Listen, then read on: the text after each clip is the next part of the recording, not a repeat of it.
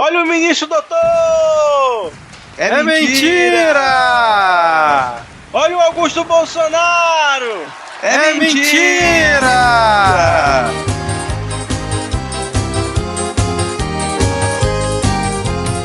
Será que tem diploma? Jurou que era doutor. Mestrado, bora, eu vou plagiar, pois ninguém aceita o curso que eu fiz com vô. Será que tem diploma? Jurou que era doutor. Mestrado, bora, eu vou plagiar, pois ninguém aceita o curso que eu fiz com vô. O país erodindo, afundando a canoa, pediu pro papito um foro na boa. Anjo não, meu fim de carreira, só com cassação. Anjo não, meu fim de carreira, só com cassação. Anjo não, meu fim de carreira, só com cassação.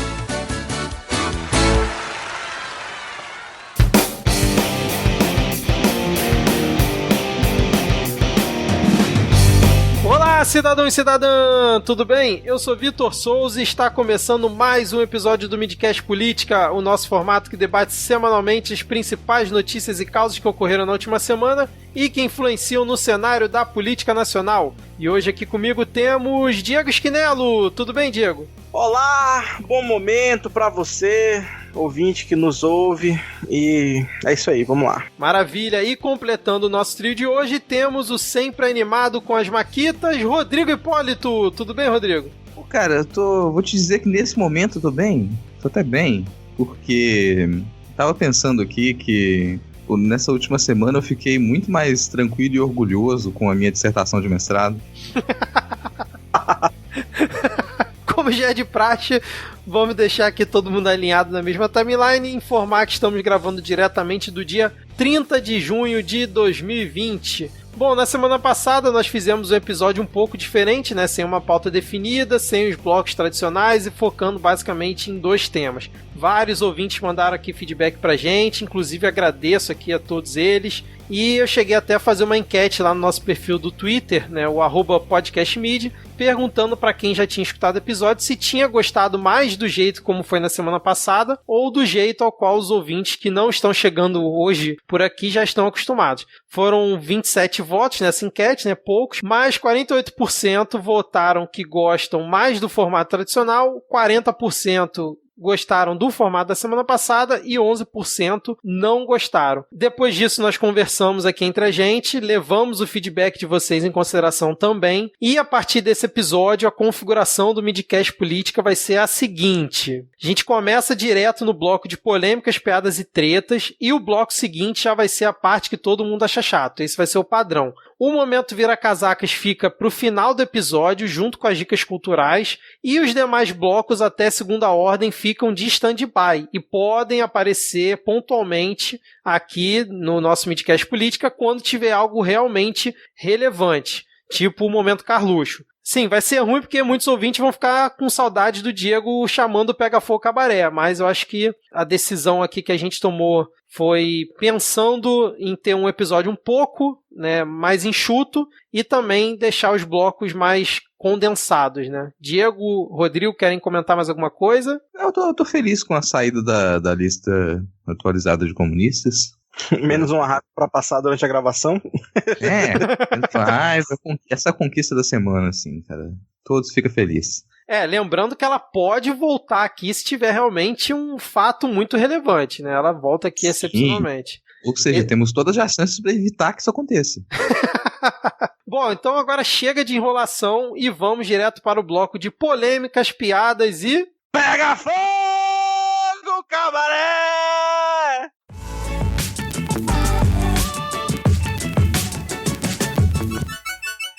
Bom, começamos aqui esse bloco, né, de polêmicas, piadas e Pega Fogo Cabaré, tudo junto, aí um plot twist para os ouvintes, pois a terceira Câmara Criminal do Tribunal de Justiça do Rio de Janeiro aceitou no último dia 25, por 2 votos a 1, o recurso imposto pela defesa do senador Flávio Bolsonaro, que concedeu a ele o direito a foro privilegiado, hein? O inquérito que o investiga deixa então as mãos do juiz Flávio Itabaiana, aquele que pediu a prisão preventiva do Queiroz, e passa para a segunda instância, lá para o TJ, que é onde o foro dos deputados estaduais são julgados, que é quando o Flávio Bolsonaro, o nosso querido Rachadinha, ocupava quando aconteceu esse caso. E aí, senhores, o que vocês acharam disso? Foi na contramão do que o STF já tinha considerado como foro privilegiado recentemente? Foro privilegiado, quando lhe interessa, vale, né? Eu só tinha uma dúvida aqui pra colocar antes, que é, assim, o STF realmente definiu que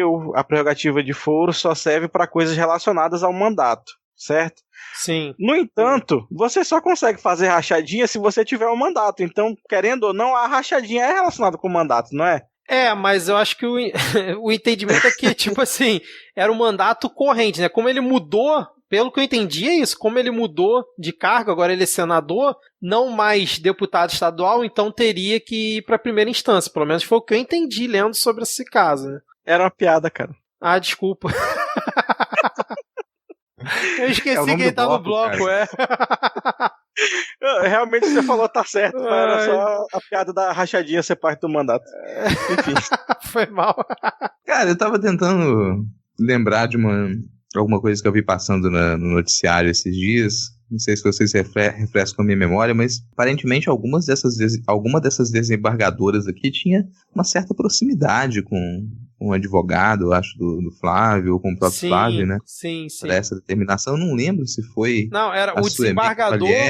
Acho que era o desembargador. Tinha isso, mas parece que tinham fotos também da advogada do Flávio com o desembargador que desempatou. Foi o Paulo Rangel, né? Isso, exatamente. Mas, cara, se no Brasil inteiro você anda e vai parar em Atibaia, imagina no mesmo estado. Você vai parar na mesma 2, 3 pessoas, 2, 3 famílias tranquilamente. Isso é verdade, cara. Mas o judiciário, né, que é uma grande família também. Aí, sim. O judiciário é uma corporação que ela é mais unida que qualquer outra classe, né? Mais unida que a classe dos religiosos. Tava lendo esses dias, né? Tô lendo um clássico aí da literatura marxista, que é chamado O Tacão de Ferro. Já ouviram falar desse livro? Não. Tacão de Ferro é um livro do Jack London, início do século XX. Tem uma edição pela Boitempo. E ele é um livro meio não, é triste pra caralho, porque ele é basicamente um alerta pros marxistas e socialistas moderados, de que não tem como, não existe acordo, e se você tentar seguir de modo legalista e confiar na justiça, você vai só se fuder, porque a justiça ela é dominada pela oligarquia. Depois da formação da oligarquia, ou você coloca abaixo aquele Estado, aquela suposta democracia, ou você vai sempre se ferrar no interior dela. E tem processos muito parecidos, assim, que as pessoas confiam no judiciário, mas esse judiciário ele se mostra sempre viciado e sempre ali com relações muito próximas com a oligarquia, né? Isso lembra muito essas relações familiares, essas relações de proximidade que a gente tem hoje, que quando o Bolsonaro foi eleito, até algumas pessoas opinaram, né, que fazia muito tempo que a gente não tinha essa situação com o poder constituído, assim, de uma família dominar o cenário político, estar com o poder, que é o que a gente observa agora. Acho que seria interessante a gente começar a pensar um pouco no alerta desse livro de mais de um século atrás, de o que acontece quando você confia que você pode vencer dentro de um sistema dominado por uma oligarquia. Eu falei tacão de ferro, né? Pode fugir um pouco ao vocabulário geral. Tacão é o salto, a base do salto da bota, e é tacão de ferro porque a oligarquia pisando no trabalhador com o seu tacão de ferro, com o salto da bota. Nesse caso, você pode imaginar a bota militar, um tacão mesmo, assim, Eu também, canuzão de ferro de 1,5 metro. Eu acho mais útil até, inclusive. O sentido vai no mesmo, assim, entendeu? O sentido vai no mesmo. Contanto que seja na cabeça e pisando por cima, o sentido é o mesmo. E é o que acontece quando você tenta enfrentar a oligarquia por dentro desse princípio legalista. É inevitável que se ferre, assim, fica aquele alerta. Tava lembrando disso, vendo esses casos em que... É rotineiro agora também, né, a gente observar que dentro do próprio Ministério Público tem um questionamento entre os desembargadores e promotores, pra observar quem é que tá próximo de quem, porque na verdade sempre foi assim, né? Essa é a triste realidade, sempre foi assim. Apesar de eu continuar sendo legalista, eu não compartilho muito dessa ideia, mas entendo a forma como você fala. Quem, ainda assim, né, mesmo sendo um legalista, não tem raiva do judiciário ou do sistema bancário, tá vendo o mundo de forma errada, né, cara? Porque se tem um sistema que é completamente injusto, racista e corporativista, é o judiciário, né, cara? Por mais que a gente dependa dele, né, para o equilíbrio aí das forças, o judiciário é foda, cara, é foda. É uma parada que, inclusive, dói muito a gente ficar defendendo instituição às vezes, porque é cada instituição escrota que a gente tem que defender, cara. Tipo, eu mesmo, se fosse um contexto de menos ameaça de derrubada da nossa frágil democracia, eu tava super a favor de tirar metade do STF, cara, porque é foda. Mas nesse contexto agora a gente tem que ajudar a fortalecer minimamente as instituições pra ver se a gente consegue salvar um pouco o resto de democracia burguesa que tem. E falando em judiciário, né, só lembrar que o Sérgio Moro não teria julgado o Lula se tivessem tido o mesmo entendimento na época quando foi o julgamento dele, né? Só para deixar isso claro, né? A galera que fica defendendo, comemorando essa ida do caso do Flávio Rachadinha para a segunda instância tem que lembrar dessa situação também, né? Mais alguma coisa aí? O ACF, Queiroz... A gente não comentou no último episódio, né? Porque saiu depois que parece que o Queiroz tinha morado num apartamento do ACF em Guarujá, cara. Porra, até o roteiro mesmo, né? Cara. Pô, cara. Aí assim, o ouvinte não vai pegar os bastidores, mas a gente estava comentando aqui antes que aparentemente as paródias do início dos episódios elas começaram a ficar mais leves, ter menos xingamentos. É porque as coisas se repetem, começa a faltar material, tá se repetindo o roteiro. É uma ausência de criatividade, cara. Sabe, repete cenário, repete personagem, troca o ator do mesmo personagem. Isso me incomoda quando você tá assistindo um seriado. Aí, demitiram tal ator. Personagem continua, mas contrata outro ator. Mudou o rosto, mas é a mesma coisa. É isso que dá pra sentir agora. Só muda quem atua, mas os personagens e os cenários continuam os mesmos. Gente, criatividade, né? Por favor. Contrato roteirista melhor aí. Já tivemos histórias um pouco mais mirabolantes. Não, se a gente ficasse vendo uma série com esse tipo de roteiro, a gente ia falar que tá forçando muita barra, né? Mas a vida real é justamente assim, né? Assim, quando eu era criança, eu via muitos adultos falando, não, porque essa novela aí tá mostrando o que é a realidade, que tal coisa acontece mesmo. E aí eu ficava pensando, fala sério, isso aí não acontece, tal, estão forçando a barra. Olha aí, 2020 pra mostrar que talvez os adultos do passado estivessem corretos sobre isso, né, cara? Aquela coisa, você tá assistindo o filme e fala, não, peraí, você vai entrar aí mesmo? Não vai lá não. Não vai lá não que vão te pegar, o bicho vai te pegar, você vai sair de casa sozinho à noite porque você ouviu um barulho, sabe? Mas você vai esconder o cara que tá fugindo da justiça na sua casa, você vai no seu apartamento, você vai lá pagar o hotel pra ele, não, cara. Te pegar não faz foi lá e fez. Lembrando que essa de pagar o hotel foi dias depois do nome do Queiroz sair na lista do COAF, né? Que foi divulgado depois da eleição de 2018. Dias depois estava lá ele junto com o Queiroz no hotel, cara. Agora, uma coisa que eu até comentei no Twitter, coragem desses funcionários que estão botando a cara e o nome pra dizer, né, que o Queiroz estava lá no Guarujá, que o Queiroz estava no hotel com um diário de R$250, eu dou os parabéns, porque eu não teria essa coragem não, cara. Falar qualquer coisa relacionada a essa galera, tô fora. Não, e a imprensa também, né? Vacila pra caralho, tá ela colocando o nome do pessoal. Sim. Isso aqui, ao invés de falar, a gente recebeu informação de uma fonte anônima, não. Coloca o nome da pessoa na tela do Jornal Nacional, pô. Esse é o tipo de coisa que não precisa nem perguntar pra pessoa se quer que esconda o nome, né? Acho que parte do bom senso do próprio repórter, né? Mas enfim. E só completando esse caso, saiu a notícia hoje, né, que o Gilmar Mendes foi escolhido o relator do pedido no STF que o Ministério Público fez para justamente voltar com o caso do Flávio Bolsonaro para a primeira instância. Vamos lá, confiar no Gilmarzão, né? Que ponto nós chegamos. Mas vamos seguir aqui, porque tem blogueiro preso, né? Parece que tem blogueiro preso e os bolsonaristas não curtiram muito de ficar chamando o blogueiro de blogueiro. Que tu erra, blogueiro não, cara, alto lá. Jornalista investigativo. O cara que tava na fronteira do Paraguai e, tipo, menos de 2 horas depois foi preso a 600 quilômetros da fronteira do Paraguai, né? Cadê o Brasil? Amo e eu deixo, gente. Cadê o pessoal forjado na guerra? Pô, ameaçou uma tornozeleirazinha eletrônica, sabe? Pô, o pessoal já tá querendo fugir do país. Pô, Oswaldo, você tá aí há anos já nessa indústria, entendeu? Compartilhando aí. Você que ajudou a construir as fake news do Brasil. Não te deixaram fugir pra Pedro Juan Caballero, cara. Enquanto o Weintraub, que chegou ontem no rolê, fugiu pra Miami de boa, cara. É verdade. Essa galera fala tanto de lealdade, mas adora jogar um embaixo do ônibus, mano. Se fosse eu, virava casaca, entendeu? E eu? Virava casaca, né? Ó, pensa nisso aí, jornalista. Pensa nisso aí. Não estão te tratando bem? Que tal você virar casaca? Pode ser uma solução. Detalhe importante é que passou batido um pouco na imprensa, mas é sempre essa relação familiar, né? Aparentemente, a esposa do jornalista investigativo é uma funcionária do Ministério da Damares. Isso, exatamente.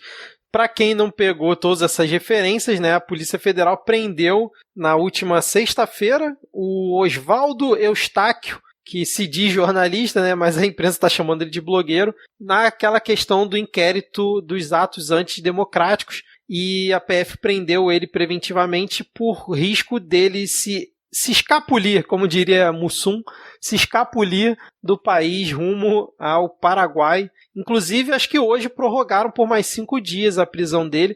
Segundo aí os bolsonaristas lunáticos do Twitter, o 8º preso político do governo, cara.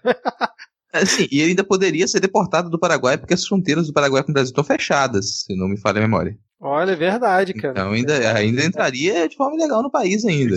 O pessoal pessoal da cultura blogger aí, muita gente reclamava que o pessoal não valoriza blog, né? Olha só, a imprensa agora tá tendo uma ascensão, né? Tá em evidência agora a cultura blogger. Você, blogger, é o seu momento, aproveita. Vamos ter a volta dos blogs aí, né, cara?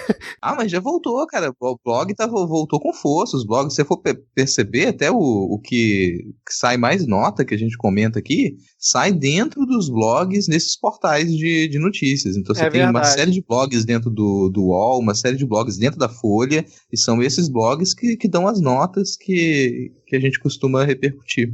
Não, e tem o melhor blog, que é o Medo e Delírio, né, cara? Que também é um blog, originalmente, né? Medo e Delírio em Brasil. Ainda é um blog. Exatamente. Como eles sempre dizem, lá no Medo e Delírio, Medo e Delírio em Brasília.wordpress.com, tem muito conteúdo, além do podcast. Quem acompanha o podcast vai lá prestigiar também, que tem muito conteúdo além do que você escuta. Muito, cara, e é muito bom mesmo. E aí, como a gente tava falando dos roteiristas, né, o roteirista de 2020, eles não brincam, né, porque saiu na Veja e tem foto comprovando que o Oswaldo, ele jogava num time de futebol que homenageava Che Guevara. Ele disputou o campeonato do Sindicato dos Jornalistas Profissionais do Paraná pela equipe Che Garotos. Olha isso, cara. Tem a foto dele aqui de uniforme, com a bandeira de Cuba, né, e a foto do Che Guevara. Eu só conhecia o Che Garotos, a banda de vaneirão do Rio Grande do Sul. Agora tem o outro Che Garotos. Nem a banda de vaneirão eu me lembrava, eu só conhecia porque tinha o Che Garoto, que era um jovem que vendia lanches no centro, que na época eu trabalhava no centro. Caraca! Ele tirava xerox dos cartõezinhos dele, assim, né, com o telefone e tal. A mãe dele fazia marmitas, ele saía vendendo nos lugares assim, e como o pessoal passou a comprar, né, ele instituiu a marca dele lá, que era o Che Garoto. Legal. Era muito bom. Mas Che Garotos não foi onde o Michel Teló surgiu, cara? Acho que foi, hein? Foi? Olha só, então. De repente foi daí que o jovem empreendedor aqui do centro de Vitória tirou. No site, porque eu fui pesquisar se o Michel Teló era mesmo, aí a segunda notícia dizia aqui: após 17 anos, Che Garotos é eleita a melhor banda do Brasil. Por quê? Pergunta esdrúxula, cara. Isso importa? Importa é ser eleito. Não importa por quem, né, cara? Foi aqui no site Movimento Country. Olha aí, ó. Então, pelo site Movimento Country, foi eleita a melhor banda do Brasil. Eu ia comentar antes, é que eu lembro de uma treta na adolescência. Um rapazinho que ele caiu na porrada com os outros porque ele apareceu com uma camisa da Cavaleira, com foto do Che Guevara, aí falaram com ele, pô, cara, você tá usando a camisa do Che Guevara, bacana isso aí, né, tipo, não, cara, isso aqui que o Che Guevara, isso aqui é o cara da Cavaleira. E, bicho, ele caiu na porrada com o pessoal que tava chamando ele de comunista. Aquele ali era o símbolo da Cavaleira pra ele. De repente, o jornalista investigativo, né, ele puxou as suas fontes lá, e aí ele descobriu que aquela ali não era uma foto do Che Guevara, que na verdade aquela ali era logo da Cavaleira. Ele tava achando que o time tava homenageando a Cavaleira. Caralho, foi muito longe agora, cara. Assim, só pra quem não tá ligando o nome da pessoa, né, o Oswaldo Eustáquio é o dono daquele site propagador de fake news, jornal Cidade Online, né, e ele, assim, é um dos caras que produziu várias das fake news das lorotas mais baixas que a gente viu aí nos últimos anos. Então, assim, apreço zero por essa pessoa. Vamos seguir com a pauta, porque eu acho que o próximo tópico, o Diego tem mais propriedade para falar sobre ele, porque tivemos um clássico do cancioneiro popular sendo, como é que eu vou dizer, interpretado na live do Pandemito essa semana que passou, né? E nós queremos prestar uma homenagem aí aos que se foram vítimas do coronavírus. Então, pedir para o Gilson que toque aí Ave Maria para a gente, Gilson.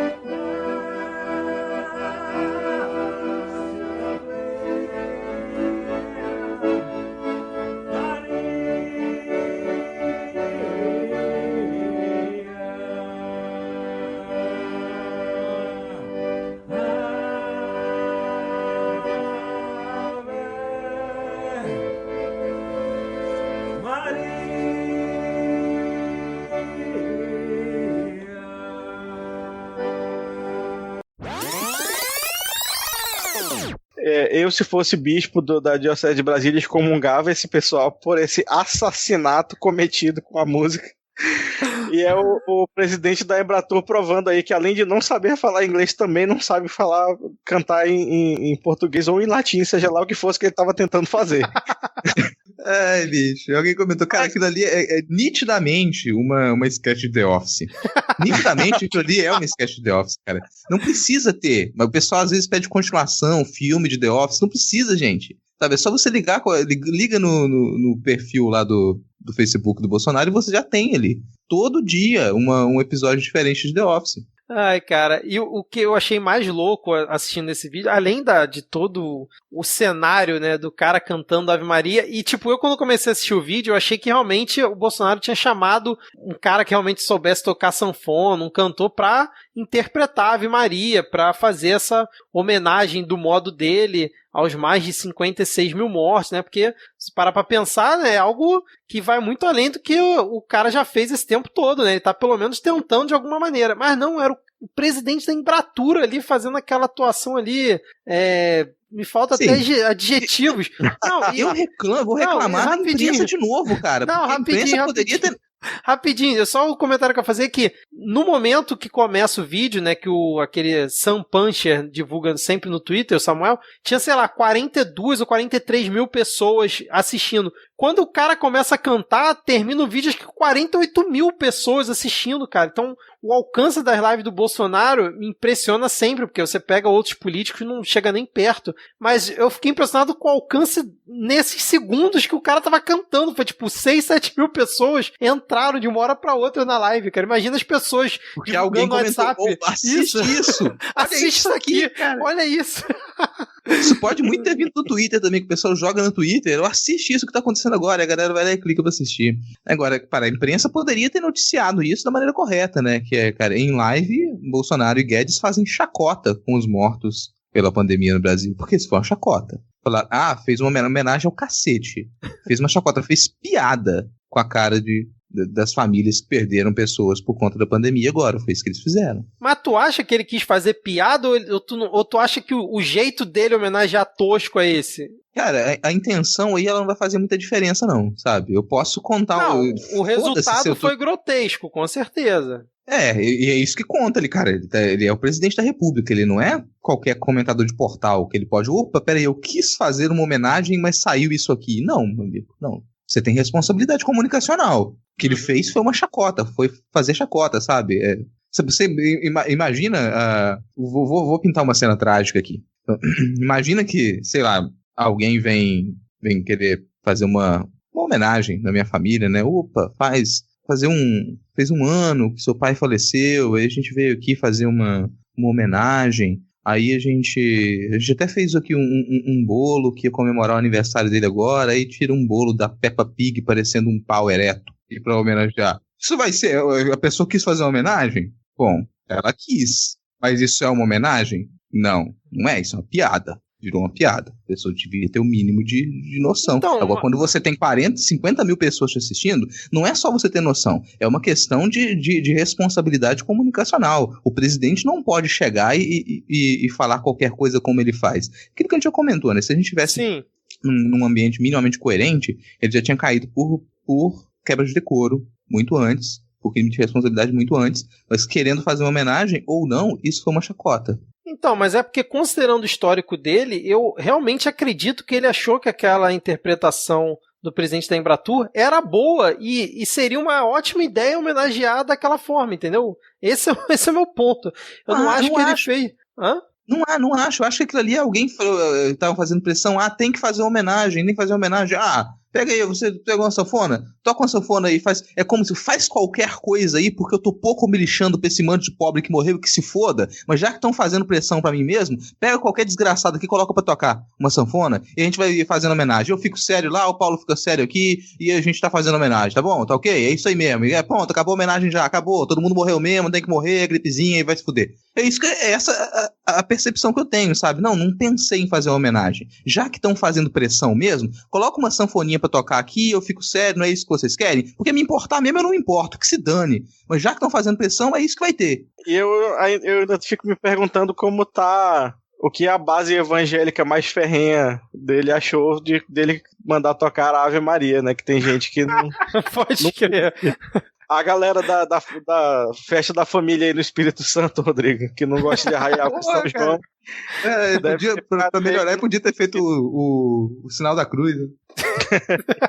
Cara, eu vou dar o voto de descrença aí pro Bolsonaro, porque ele é tão tosco que eu acho que ele deve ter achado uma boa ideia isso, cara, infelizmente. Mas também concordo com a visão do Rodrigo, porque também seria muito plausível ele ter pensado dessa forma, sem dúvida nenhuma, cara. E aí, tipo assim, o cara da Embratur, sei lá, no dia seguinte ou 2 dias depois, fez mais uma pérola, né, que foi o vídeo dele tentando promover o turismo no país, falando inglês de uma forma bizarra e que as pessoas até ficaram comparando com o Joel Santana, e eu discordo, acho uma insulta ao Joel Santana, porque o Joel Santana, né, é um cara que nunca se...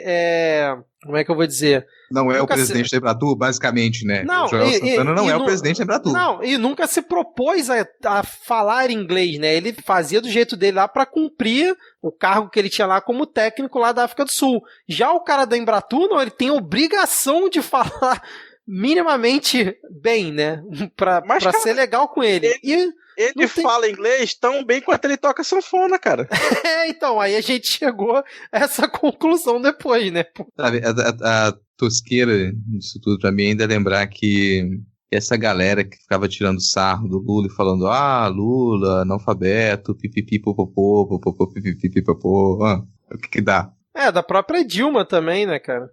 Zoavam bastante. Agora, mais uma vez, eu fiquei com pena da tradutora de Libras, né? No vídeo aí da Ave Maria, porque ela claramente estava incomodada ali. Tudo bem que ela tá todo dia do lado do Bolsonaro, então não tem mais incômodo que isso, mas acho que ela se sentiu mal naquele dia. Mas, pra mim, a melhor parte do vídeo aí, on the left to the mid to the right, é quando ele fala que o Brasil é muito similar à Austrália.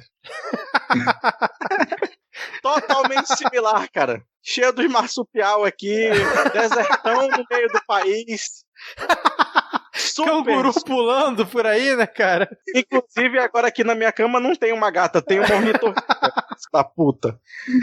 Mas, cara, pessoal, o céu lá é azul, aqui também. Tem muita... Mas você não lembra do leite de ornitorrinco, não? A Amazônia tá cheia de ornitorrinco.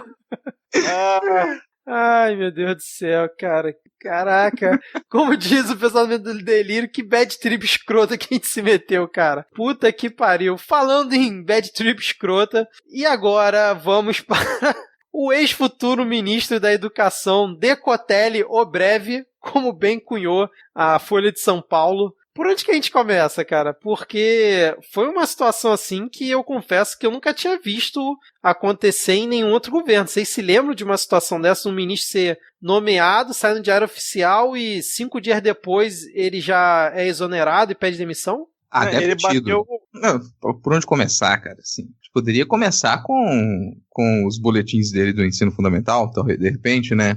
Se alguém puder resgatar os boletins do Decotelli do ensino fundamental, pra gente saber em que matérias ele ficou de recuperação e dependência também. Sim, é meio chato isso, né? Sim, pegaram um pouco, talvez tenham pegado um pouco mais pesado com ele do que com outros ministros, porque a gente já teve muitos casos desse tipo. Mas vamos considerar também que as pessoas já perderam a paciência. E aí quando anunciam, vamos pensar no anúncio do nome do Decotelli, né? Anunciaram, teve uma galera que falou, opa, peraí, agora parece que colocaram alguém lá que tem pelo menos formação, tem o mínimo de competência, puxaram menos entrevistas do cara de antes e parece que ele sabe falar bem, talvez pelo menos ele saiba o que ele vai fazer, né? Não colocaram um lunático lá. Gente, vocês não pegaram o conselho lá do Inferno de Dante, não? Deixar a esperança. Entrais, cara. Vocês ainda têm esperança de que vai ter alguma coisa ali? Não interessa quem for anunciado. Ninguém com o mínimo de coerência, com o mínimo de conhecimento, vai aceitar participar de verdade desse governo agora. E ele vem aí, o governo Bolsonaro, desbancando o governo Trump, né, que teve lá o Scaramucci, que foi secretário de comunicação, né, porta-voz lá da Casa Branca por 10 dias. Deu o maior bafafá lá. Ele, inclusive, parece que escreveu ou vai escrever um livro sobre os 10 dias que ele passou na casa. Porque todo mundo que sai do governo Trump escreve um livro. E aí agora vem o Decotelli para ganhar o recorde com, sei lá, foi o quê? 5, 6 dias? Deixa eu ver que onde é que saiu aqui a criação. 5 dias. O TikTok tinha ficado no Ministério da Saúde por 29 dias e agora o Decotelli consegue ficar 5 dias, né? E aí vamos fazer uma linha do tempo aqui, porque acho que merece, já que é uma linha breve, porque no dia 25, que foi dia 25, deixa eu ver aqui, foi quinta-feira passada, o Bolsonaro anunciou no Twitter, era um nome que não estava sendo ventilado, ele que já tinha, o Decotelli já tinha sido presidente do FNDE, antes de ser entregue agora para o Centrão. Aí o Bolsonaro anunciou, né, que ele era bacharel em Ciências Econômicas pela UERJ, mestre pela FGV, doutor pela Universidade de Rosário, na Argentina, e pós-doutor pela Universidade de Wuppertal, na Alemanha. E aí aconteceu justamente o que o Rodrigo falou, nossa, pô, o cara com um currículo desse, né, participando do governo Bolsonaro, finalmente agora vai ter uma coisa minimamente aceitável, o cara pelo menos tem currículo. E aí já, tipo, no dia seguinte, veio o reitor da Universidade de Rosário informando que ele não tinha titulação de doutor por lá. Então, que era uma mentira. Aí começou aquela pressão, o cara foi lá e atualizou o currículo Lattes dele. O Rodrigo até comentou o que no nosso grupo, hein, Rodrigo? Sobre essa questão de atualização de currículo Lattes, que podia até pegar mal para ele questão de processo, né? Eu não sei exatamente como funciona para ter esse tipo de denúncia, mas quando você preenche o currículo Lattes, você assume algumas regras, você é responsável pelas informações que você publica no currículo. Então, ele fraudou o currículo Lattes durante 10 anos. Durante 10 anos ele manteve titulações, ele manteve informações falsas no currículo Lattes dele, que é uma plataforma de informação oficial, sabe? Cada pessoa só pode ter um currículo Lattes registrado no seu CPF. Ele puxa informação, ele cruza informação entre os usuários e é uma fonte de pesquisa para a gente ter o mínimo de segurança. O sujeito fraudou o currículo Lattes durante 10 anos. E não sei se tem como fazer esse tipo de denúncia, como que seria feito isso, mas não vale mais a pena também, né? Mas só para deixar isso registrado. Você passar informações falsas para o currículo Lattes Você corrompe as próprias regras da plataforma que você aceitou quando você entrou. E aí foi seguindo uma desconstrução, né, do resto do currículo e da carreira dele. Eu queria fazer só uma menção aqui para @liveaqui, que cunhou o termo que eu adorei, que é o doutor honoris quasi. Isso foi muito bom. É que ele só faltou um pouquinho, só faltou defender a tese para ele ser doutor, né? Passou ali na beira. Exato. Aí ele atualizou lá, tirou o título de doutor, botou créditos concluídos e tal, aí botou o complemento. Aí no dia seguinte veio uma averiguação, acho que do Tomás Conte, que depois ganhou todos os jornais, dizendo que a tese de mestrado dele, né, teria sido copiada, acho que 13% de toda a tese de mestrado dele copiada integralmente de outras fontes, né, de outros artigos e tudo mais. Aí voltou para essa questão. Aí depois, no dia seguinte, a Universidade da Alemanha informou que ele não tinha... complementar essa informação sua aí, que for 13%, na prática, a gente, ontem, até saiu no Jornal Nacional, umas contas mais acertadas vão indicar que 73% da tese dele foram literalmente copiadas.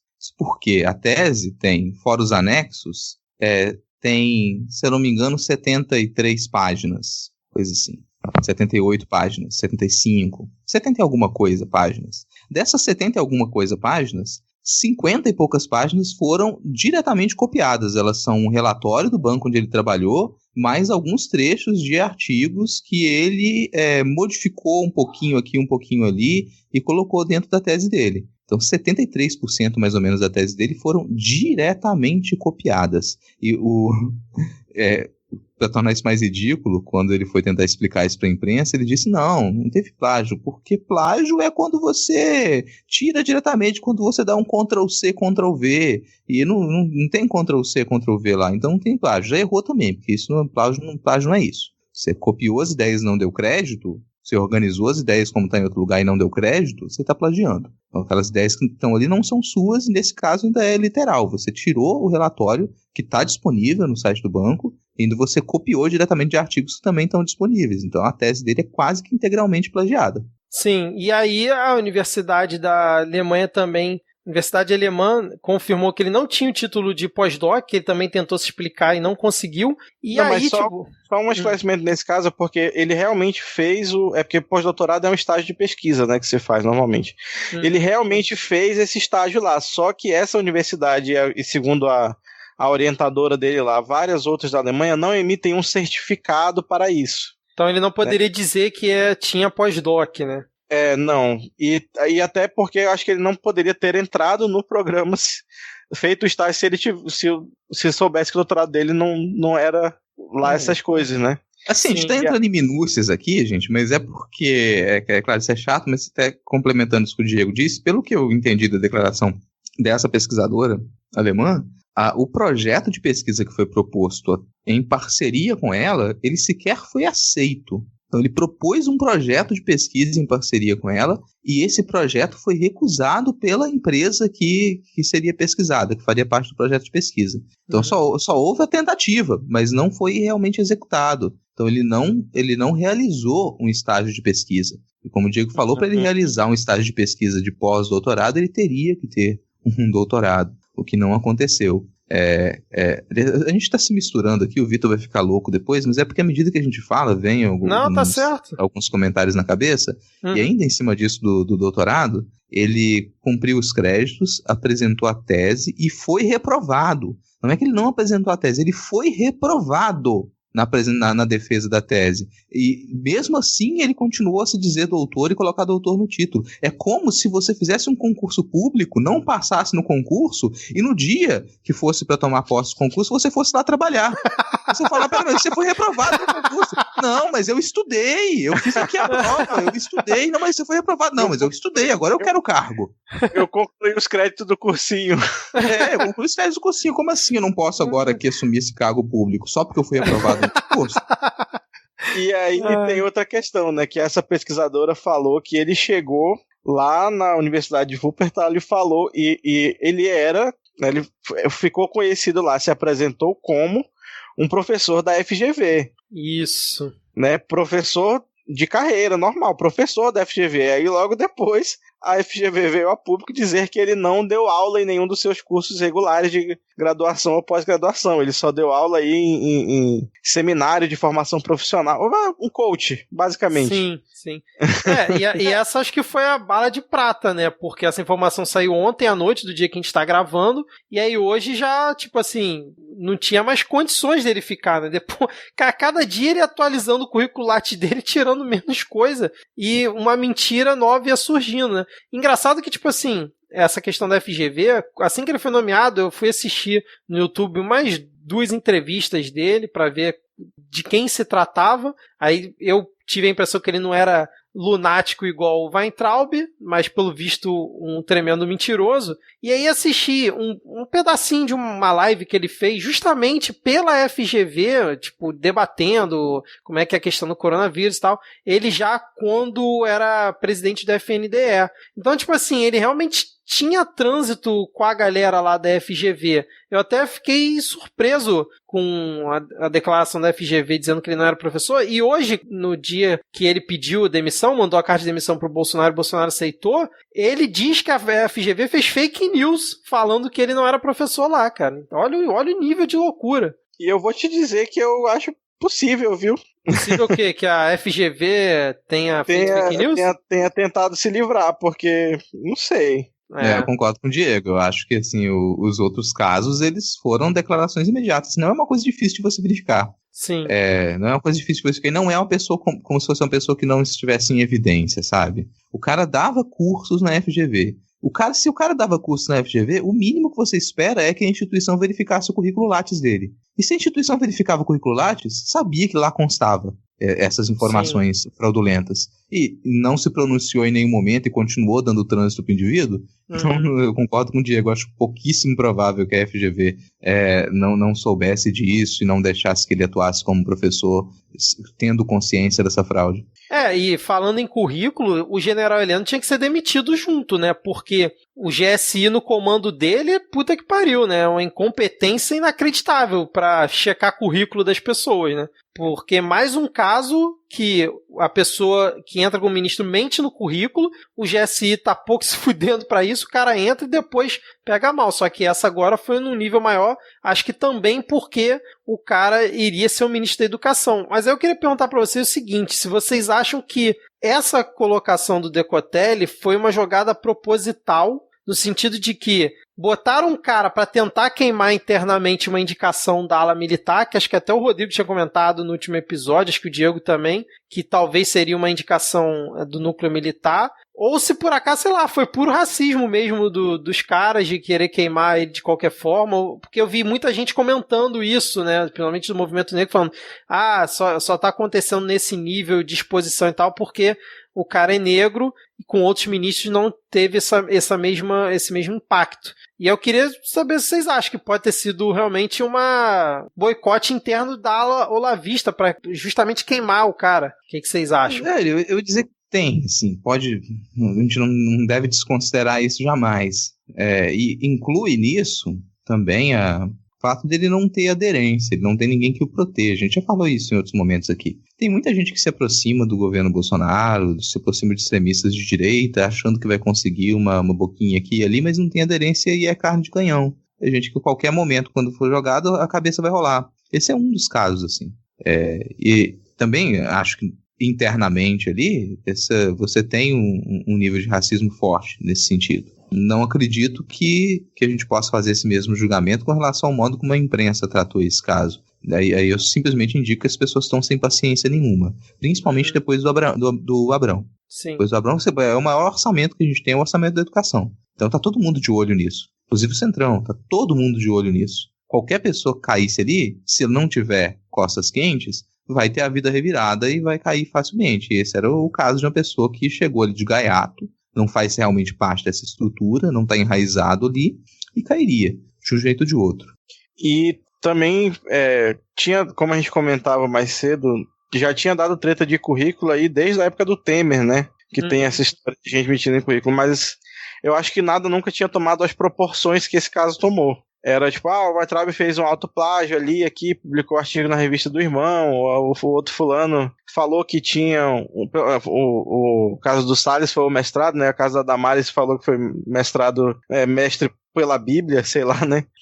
Mas nesse caso, tipo, o cara dá aula na FGV, que é uma das instituições mais respeitadas do país, querendo ou não, nessa área de administração, por exemplo, né? Sim. Então, tem uma proporção diferenciada nisso aí. Sim, concordo com vocês. E eu acho que pra gente fechar aqui o bloco, vale uma menção ao Serginho, né? Que foi também essa semana acusado de plágio por um advogado, em que o Serginho foi coautor de um artigo, e aí perceberam que tem trechos idênticos a um outro texto que também já havia sido publicado, e aí o Moro pediu escusas e botou a culpa no aluno que ele orientou, que a culpa foi da pessoa que fez o artigo junto com ele. Vou colocar a culpa no orientando, né, cara?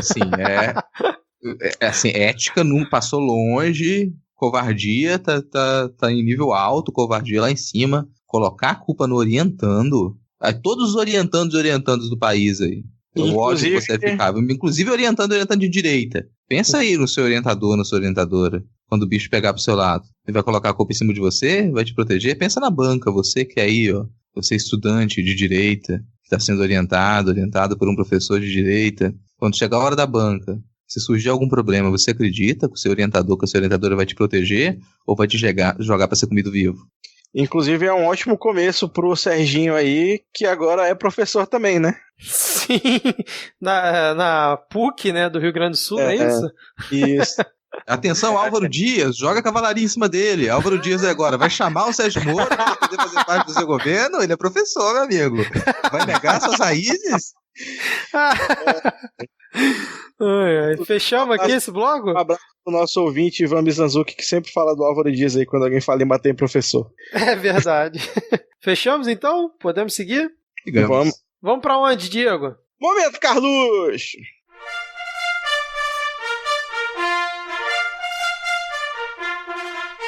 Inspirados aí em todos esses diplomas, né, em todo esse ambiente acadêmico que está posto aqui neste podcast, vamos aqui para um momento Carluxo especial. Ele que ouviu falar, né, viu que semana passada não teve, ficou com medo de ser retirado aqui e fez um momento especialmente para nós, onde ele diz: Sérgio, aparelhos de escuta, brinquedo Gepeto, Palof, não, rede, alicate, boneco Chuck, tucanos, biografia, socialismo, liberdade, Mary Poppins. Um tweet que já nasceu clássico, né, cara? Porque isso é o mais puro do Carlos Cheis, né? Cara, antes de eu seguir com a explicação, aqui, um amigo meu comentou uma piada aqui pro Carluxo, que tá tentando ativar o Soldado Invernal. Pra quem não lembra, né, aí nesse filme tem uma sequência de palavras que o Soldado Invernal foi condicionado pra obedecer lá no seu treinamento, e aí foi sensacional. Esse caso do Soldado Infernal. Ativar o Soldado Infernal. Mas, ô Diego, antes de você começar a tradução, eu queria agradecer aos milhares de ouvintes que comentaram lá no tweet do Carluxo, marcando o perfil do Midcast, falando: olha aqui, momento Carluxo, essa aqui eu quero ver traduzir e tudo mais. Obrigado aí por lembrar da gente e por deixar a gente cada vez mais em evidência pro Carluxo descobrir a gente aqui, né? Então, muito obrigado. Eu tô achando que o Carluxo fez esse tweet pra gente de propósito, porque a gente tirou o momento do Carluxo, cara, isso é tão, sabe, é um exemplo tão nítido do Carlos Cheis que parece que ele fez pra gente. E aí nós começamos aqui a nossa jornada semântica por uma sacada de referência que eu não tinha feito ainda, que a Tá Estranha, @está, trouxe aí uma possível referência ao cabedal teórico do Carluxo, que é a saudosa banda Cansei de Ser Sexy. Você aí, jovem dos anos 2000 da MTV, ela falou que tem uma música dessa banda que fala: vinil, baguete, pelica, me esquece, chique, agreste, super afim de mim. Então talvez, né, esse estilo neogótico aí do Carlos Cheis tenha vindo um pouco dessa influência. Neogótico. E por último, vamos aqui para o nosso especialista residente, Denis Almeida, que trouxe aqui primorosamente a tradução. Vamos a ela. Sérgio Moro com minúscula, pois Carluxo menospreza o ex-juiz. Aparelhos de escuta, igual Lava Jato. Lembra que Carluxo falou que os desmandos da Polícia Federal que perseguem o Maninho começaram com a Lava Jato. Brinquedo Gepeto é Luciano Huck, né? O Pinóquio, porque o nariz cresce. Palof não. Acho que este não sobrou por causa do preenchimento automático, não entendi muito bem. Não, acho que o não, ele falou Palocci, o não sim. É que ele acha que foi por causa do preenchimento automático do celular. Era pra falar só do Palocci, justo. Caralho, o Denis ele tá entrando na mente do autocorretor do sensacional. A rede é o partido da Marina Silva, o símbolo dos isentões para o Carluxo, o alicate é o Álvaro Dias, né, que a gente comentou já. O símbolo aí da corrupção. O boneco Chuck, o Denis e o Vitor discutiram e chegaram à conclusão de que é o Sérgio Moro novamente. Pô, me conta essa história aí, Vitor. Ó, eu tô até resgatando aqui o dia que eu troquei ideia com o Denis, a gente chegou à conclusão pelo seguinte: o Weintraub, uma vez, ele fez um tweet botando assim: novo boneco Chuck, cara de bonzinho, porém é sempre vítima de coincidência. Divirta-se adivinhando quantas vezes esse brinquedinho está envolvido com gente errada, quanta coincidência. E aí ele, tweetou, acho que um dia depois que o Moro saiu. Então, era uma referência, acho que a gente matou essa questão num tweet do Weintraub, cara. E aí o Denis até comentou, faz sentido porque eles achavam que o Moro não lhes faria mal, mas aí traiu eles, na visão deles, e acabou se tornando um inimigo, e funciona bem com a narrativa do boneco Chuck. Então, é isso aí. Que momento. E assim, seguindo aqui, das contas, quando você pega junto, continua não tendo uma mensagem ali, né? Não tendo intenção. A gente tem diversos termos ali, juntos, cada um significa uma coisa, e fica aquela pergunta: e daí? Só terminando aqui o primoroso trabalho do Denis, né, falando biografia, que é novamente falando do Moro, né, o Socialismo e Liberdade PSOL, e Mary Poppins, essa eu não tinha visto ainda, que é a Janaína Pascoal. Olha aí. Essa me surpreendeu também, eu nunca tinha visto essa referência a Mary Poppins, mas faz sentido, acho que faz sentido sim. E aí, este primoroso trabalho rendeu ao Denis o título de doutor em Carlos Chase pela Universidade Midcast. Tá lá no Twitter o diploma, está na internet, é verdade. Sim. Parabéns, Denis, aí o primeiro agraciado com o diploma aí da Midcast University. Créditos concluídos. Créditos concluídos, então é isso, momento Carluxo aqui, tão pedido pelos ouvintes essa semana. Espero que vocês tenham curtido essa tradução quase simultânea aqui da mente do Carluxo. Então vamos agora para a parte que todo mundo acha chato.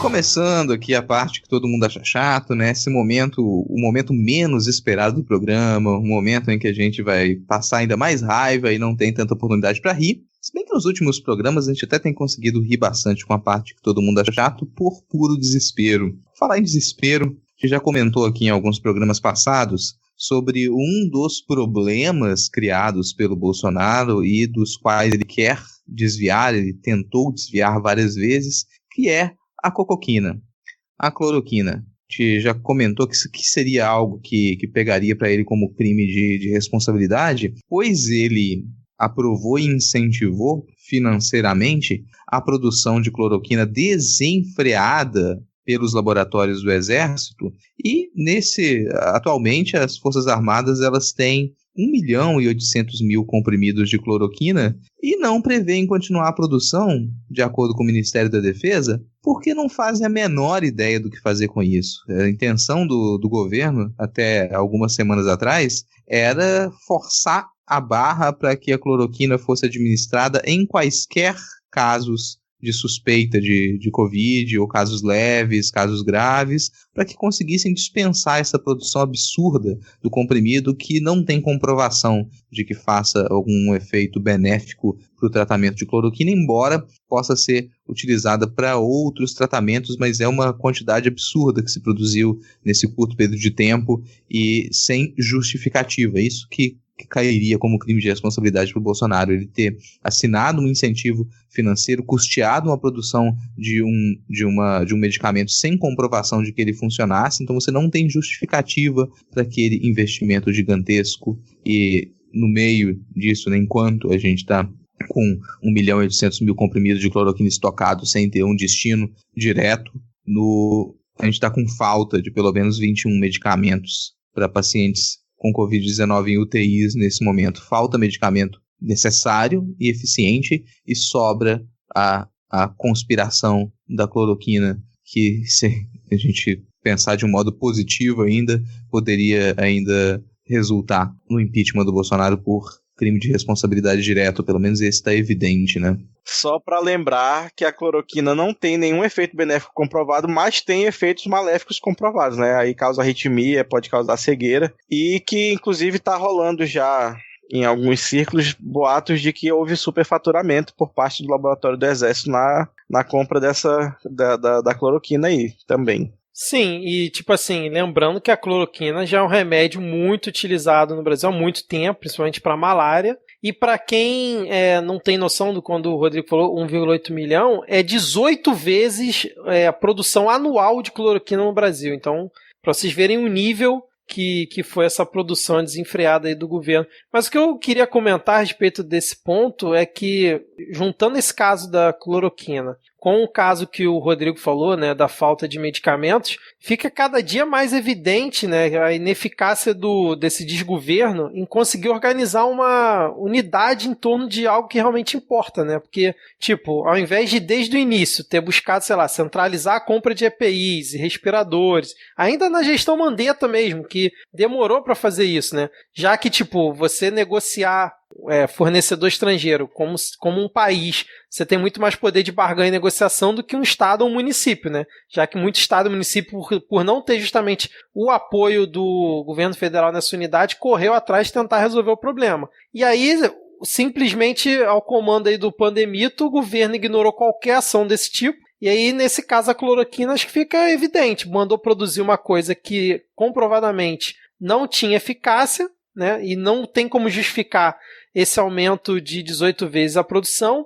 não abasteceu estados e municípios da forma como deveria, apesar deles ficarem divulgando todo dia que distribuíram não sei quantos respiradores, distribuíram não sei quantos EPIs, eu até acredito que realmente tenha sido distribuído um número considerável, mas claramente muito atrasado do que poderia ter feito, e não centralizou, né? Fica agora essa desculpinha de que o problema é dos governadores, de que o problema é dos municípios, que eles têm que tomar conta, e que o governo federal, como se não tivesse responsabilidade nenhuma com a pandemia, e que os governadores são ladrões, e o governo federal fez tudo que podia, o que não é uma verdade, né? Quer complementar, Diego? Não. Então, mas você tá trazendo notícias negativas, né? Notícias que deixam a gente para baixo. Pensar pelo menos uma notícia positiva, porque se a gente tá com cloroquina sobrando e remédio faltando, a gente tem pelo menos o anúncio de que o laboratório AstraZeneca ele fez um acordo com a Universidade de Oxford para produzir aqui no Brasil, para testar, né, tentar produzir aqui no Brasil uma das mais promissoras vacinas para a Covid-19. Então existe essa possibilidade num futuro. Isso não é para amanhã. Não vai ter vacina para você conseguir amanhã no posto de saúde. Mas a gente já tem aí testes que eles vão acontecer aqui no Brasil e que podem resultar na produção de uma vacina eficiente. O que eu tava vendo é que, por exemplo, Biomanguinhos, lá na Fiocruz, vai produzir já antecipadamente, acho que quase 30 milhões de doses. Mesmo ainda assim o teste clínico comprovando a eficácia, já vai se antecipar. E a expectativa, eu estava vendo uma pesquisadora da Fiocruz dizendo que para o final do ano, entre dezembro e janeiro, eles acreditam que já tenham resultados satisfatórios dos testes clínicos, obviamente correndo muito mais do que seria normalmente com uma vacina, e aí a ideia é já ter esses 30 milhões de doses para já começar distribuindo e aplicando principalmente nos grupos de risco, e aí depois ir produzindo cada vez mais. Então, se realmente der tudo certo e ficar comprovado, em teoria, dezembro e janeiro já teria vacina para aplicar na população, segundo a previsão do governo. É fundamental isso aí, né? Porque já quando foi ter aquele estudo da OMS coordenado aí com quase todos os países do mundo, o Brasil ficou de fora de propósito, né? E aí agora pelo menos a gente já tem alguma previsão, né, de ter.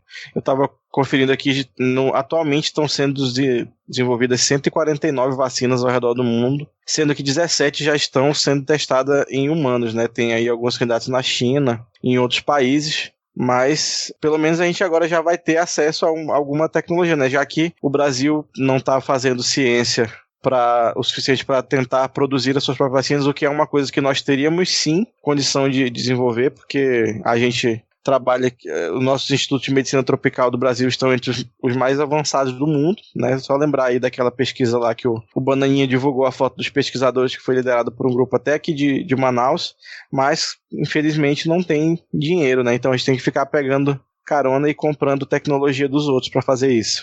Não, isso, sem investimento, os pesquisadores e pesquisadoras no Brasil são extremamente eficientes. Imaginem o dia que a gente limar essa direita malucada no governo e a gente tiver um governo finalmente progressista, os resultados que a gente pode ter. Governo realmente progressista que a gente nunca teve. Embora a gente tenha tido muitos avanços com investimento na educação, mas com vieses bem complicados durante os primeiros 2 mandatos do Lula. Então tem diversos problemas ali, mas se a gente tivesse realmente um incentivo, um direcionamento para a pesquisa com a qualidade que a gente tem do desenvolvimento aqui no Brasil, a gente tem profissionais muito competentes, a gente teria resultados muito melhores. Já falei o nome dele, né? Rapidinho, Rodrigo, o que eu achei engraçado nessa história é que dias antes desse anúncio saiu uma reportagem na Piauí dizendo que a secretária do Ministério da Saúde, a gente estava falando aqui, eu lembrei, ela tinha dito que na Fiocruz tem pênis na porta, né, dos pesquisadores e imagens de Che Guevara e Lula espalhadas lá pela Fiocruz. E aí, dias depois, sai a notícia de que justamente na Fiocruz, obviamente, né, que vai se produzir essa vacina aí em parceria. Então, assim, nada como um dia após o outro, né, cara, para mostrar verdadeiro valor da ciência brasileira que essa galera lunática não tem a menor noção, né? E assim, eu fico muito feliz de fazer parte da academia nessas horas, porque, cara, a gente consegue fazer suruba o tempo inteiro, sabe? Usar drogas pesadíssimas, assim, o tempo todo alucinógeno lá, tóxico na veia, sacou? Tóxico ali pesado o tempo todo, fazendo a maior algazarra, balbúrdia dia e noite, aquela zoação total. E a gente ainda arranja tempo para pesquisar e produzir conhecimento. De qualidade. De qualidade. Isso é muito doido. Isso é que é competência, sabe? Eu quero pesquisa de qualidade com suruba. Eu não quero pesquisa de qualidade sem suruba. Tem que ter suruba, tem que ter bacanal, sabe? Tem que ter putaria. Então a gente consegue fazer isso. Droga, putaria e pesquisa de qualidade. Sim. Agora há pouco eu comentei o nome dele, né? O Vitor também comentou. Então tá aqui o Lula na nossa boca. Já que o Lula tá aqui na minha boca e na boca do Vitor, para puxar o próximo tópico, vou comentar uma relação que o Medo e Delírio em Brasília fez no episódio que saiu hoje, no dia da nossa gravação, dessa virada de comportamento que o Bolsonaro teve nessas últimas semanas em decorrência da pressão a partir da prisão do Queiroz e uma virada que o Lula teve no primeiro mandato. Que o Lula no primeiro mandato, os jornais já diziam, depois dos primeiros escândalos, que ele ia cair. E na sequência, ele buscou uma aproximação com o Centrão, distribuiu alguns cargos, entregou alguns orçamentos pesados, e não só se manteve, como conseguiu se reeleger com esse acordo com o Centrão, principalmente com o PMDB. Então, existe uma similaridade aí desse comportamento que foi naquela época, no primeiro mandato do Lula, esse comportamento agora, de se ver ameaçado, conseguir fazer esse acordo com o Centrão, se manter e ainda conseguir uma reeleição. Pode ser diferente, porque talvez não seja uma reeleição, mas de repente aí um futuro governo Mourão. Não acredito que essa aproximação ela seja uma vontade do Bolsonaro, mas uma pressão do que está em torno dele para conseguir manter um bloco no governo, mas ela tem acontecido. Então está surgindo o pessoal falando em Bolsonaro, paz e amor, basicamente porque ele ficou aí uma semana sem dar declarações muito absurdas, sem estar frequentemente no chiqueirinho, fez leves ataques aos governadores, mas sem nomear ninguém, então foi muito mais leve do que nas semanas anteriores. Agora, uma das pessoas que falou que teria diálogo, né, é o nosso ex-futuro ministro da Educação. Ele chegou na sua primeira declaração falando, vou apaziguar aqui, vai ter diálogo e tudo mais, e caiu depois. Não que isso não seja um discurso frequente, né, porque foi o primeiro discurso do Abrão também, quando ele assumiu o Ministério da Educação, só que com uma verve muito mais autoritária e ditatorial, que era, agora eu vou pacificar o MEC, quem concordar fica aqui, quem não concordar vai se fuder. E, enfim, saiu também, né? Esse veio embolando ali, como diz a Alana aqui, o Decotelli é o gerador de lero-lero humano, assim, cara. Abre a boca e era só lero-lero e trocando palavras e juntando palavras sem sentido. E caiu no fim das contas, mas fica aí aquela indicação de que ele tinha clamado por diálogo. Assim, o Pandemita ele já tá há vários dias sem atacar diretamente a imprensa, né? Eu acompanho o Twitter dele e ele tá muito mais manso, sei lá, nas últimas 2 semanas. E eu acho que a coisa calha também, obviamente, por conta da prisão do Queiroz. Depois que o Queiroz foi preso, ele virou quase uma pessoa sensata no Twitter, no nível que o Bolsonaro era. Mas acho que começou a mudar também um pouco depois da recriação lá do Ministério das Comunicações, né? Que é quando o Centrão, né, a galera do Centrão entrou justamente no que mais gerava ruído do Bolsonaro, que era a comunicação dele, que provavelmente devia ser comandada lá pelo Carluxo. E até acho que foi semana passada, o Bolsonaro ele teve no STF para assinar um acordo de integração de bases de dados, né, entre o executivo e o judiciário. Agora não vou lembrar qual era a especificidade. E lá ele estava justamente pregando a união entre os poderes, né, falando que tem que estar todo mundo em harmonia, sendo que não tem muito tempo, ele estava lá no chiqueirinho falando, acabou porra, né, depois que a PF foi visitar a galera lá, lambibotas dele, e dizendo que o Rodrigo Maia também estava querendo ferrar ele. Então, assim, realmente houve uma mudança, pelo menos no discurso público do Bolsonaro, até as lives dele não têm criado tanta polêmica como ultimamente, tirando a parte aí da Ave Maria que a gente falou, mas as falas dele em si estão muito mais controladas. Aí realmente fica a dúvida, né, se ele está controlado para se alinhar com o Centrão e com outras forças para poder escapar de cair, principalmente por conta de todos os absurdos que a gente já teve, ou se é realmente alguma coisa que ele, sei lá, foi enquadrado pela ala militar finalmente, alguma coisa nesse sentido, né? Tanto que até, tipo, o FHC, a galera do PSDB, que até 2 semanas atrás estava falando em impeachment e frente ampla pela democracia, agora já tá falando, não, deixa o Bolsonaro lá, ele agora tá ficando mais aceitável. Então já tá mudando o discurso desse establishment todo, né? Eu acho que ele só tá cagando, cara, sabe? Eu acho que é cagando de medo. Pegaram o Queiroz, cagou de medo e depois travou que não passa uma agulha no cu. É isso que tá acontecendo. Aí ele segurou um pouquinho. Só que não segura durante muito tempo, porque o sujeito é alucinado. Então não é que ele faz as coisas de propósito e tudo mais. É um modus operandi, cara. O modus operandi, você colocou um microfone na mão dele, o que tá travando ele nesse momento é o medo. Eu não acredito que a ala militar ou que o Centrão vai conseguir controlar as falas dele, porque é só isso que ele consegue fazer. Uhum. Agora o medo trava. O medo trava. E é isso que ele tá nesse momento de travar que o medo trava, tem acontecido alguns movimentos que fazem com que pareça que haja um diálogo, um novo caminho. E um deles é um possível acordo entre o Planalto e o Judiciário para que haja uma integração de bases de dados da Polícia Federal e do Ministério Público, que é que tem sido discutido muito nesses últimos 3, 4 dias, e que é algo bem complexo, em alguns sentidos questionável também, que faz parte do que estão chamando de movimento em prol do diálogo. O pessoal da Lava Jato tá putíssimo, assim. A galera tá super estressada, vários promotores da Lava Jato já se afastaram, já se desligaram da PGR e tudo mais, porque o que seria essa proposta, se não me falha a memória, é a mesma, assim. Seria uma integração das bases de dados das forças-tarefas. Hoje a gente tem 4 forças-tarefas da Polícia Federal no Brasil, 3 da Lava Jato e uma que eu não me lembro qual é agora, mas que essa integração faria com que as forças-tarefas compartilhassem as suas bases de dados com a Procuradoria, então todo mundo teria acesso àquilo, e o pessoal da Lava Jato critica dizendo que isso tiraria a autonomia e facilitaria que informações vazassem, o que não é mentira. Isso pelo menos é verdade. A Lava Jato é uma merda, eu acho que é uma merda, já critiquei horrores aqui, acho que é um desserviço enorme esse sistema de força-tarefa da Lava Jato. Ela se tornou uma instituição permanente, sabe, uma instituição paralela de investigação, que não quer obedecer a ninguém e fazer as coisas do seu modo, dentro do seu mundinho, e é assim que eles agem, e estão tentando quebrar essa instituição paralela que se tornou a Lava Jato, integrando essas bases de dados. Tem essa proposta agora e aparentemente vai ter um acordo entre o Planalto e o Judiciário para que isso aconteça.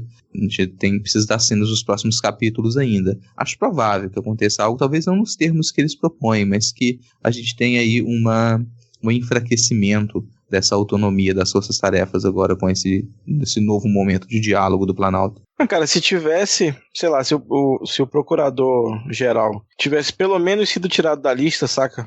Dava pra ter alguma segurança, porque, em geral, integrar inteligência é inteligente, né? Porque você passa a ter um desenho do quadro geral da coisa e você consegue estabelecer relações que você só lá no Paraná não conseguiria.